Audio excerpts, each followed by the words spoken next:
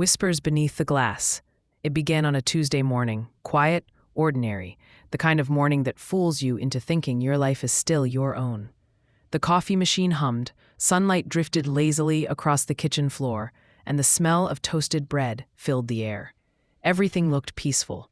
But peace is often just the calm before the truth decides to speak.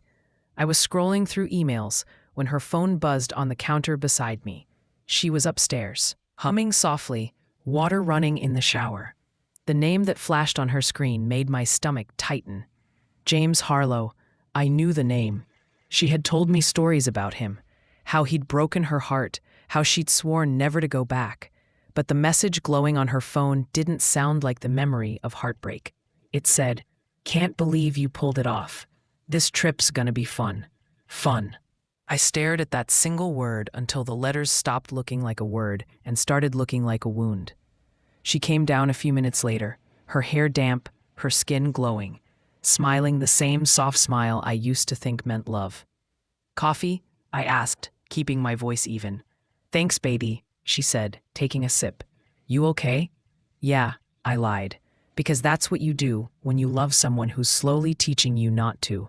That night, while she packed for what she called a little getaway, I asked who was going. She listed names, coworkers, friends, and then slipped it in like a harmless afterthought. "Oh, and James is coming too." My hands froze around the suitcase. "James?" She laughed, brushing it off. "It's not a big deal. He's married now. Relax." The word relax from someone you can't trust feels like gasoline on a match. Then she said something else, like fate wasn't finished twisting the knife. "Nicole's coming too." Nicole, my ex, the one who'd nearly destroyed me before I met her. Now my wife wanted a trip with her ex and mine, a perfect circle of ghosts. I smiled, because anger, when it runs too deep, looks exactly like calm. That night I couldn't sleep. The rain tapped against the windows, and the city glowed beneath it, cold and distant. I stared at her phone on the nightstand, lighting up every few minutes with new messages. I told myself not to look. That's the kind of self-control people brag about until the moment they don't have it anymore. When I finally opened it, the truth didn't surprise me. It confirmed what I'd already felt in my bones. Their messages weren't innocent. Their laughter wasn't friendly. It was secret, private, intimate. "He has no idea," James wrote. "He'll figure it out halfway there," Nicole added. "That's the point," my wife replied. "It'll be fun." Fun. Always that word.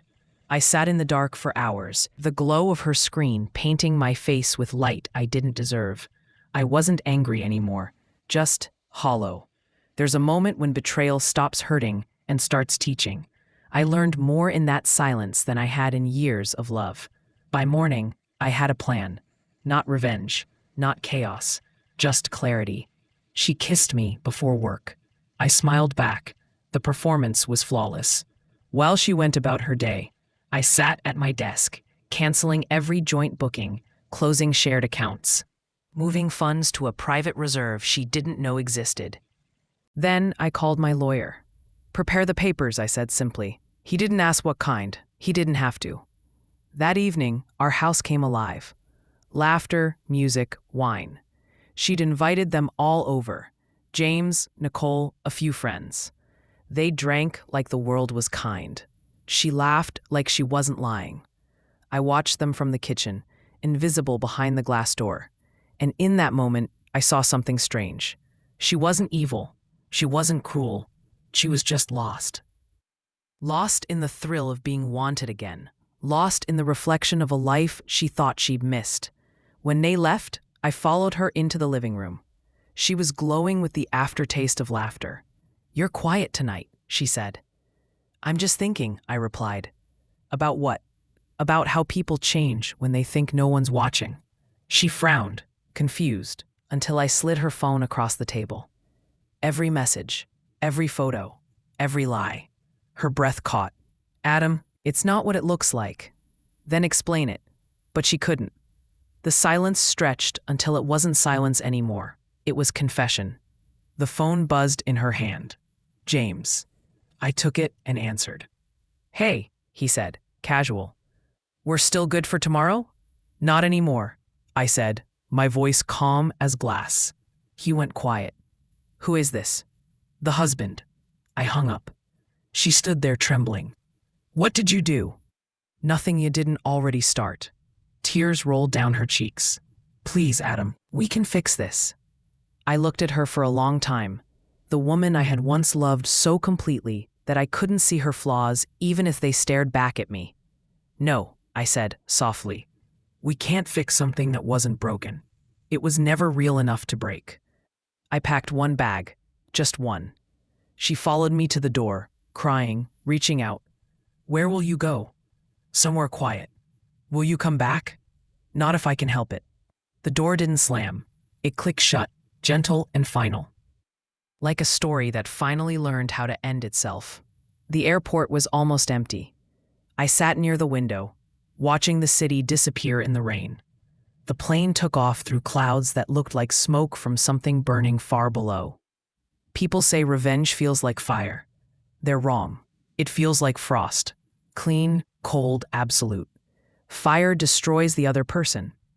Ice just lets them see what they did to themselves. At 30,000 feet, I looked down and realized I wasn't running from her. I was running towards something. Peace, maybe. Or just the version of myself I'd lost somewhere in her reflection. Months passed. Seasons changed. I moved to a small coastal town where the ocean drowned out everything that used to hurt. I didn't tell anyone my story. I didn't need to.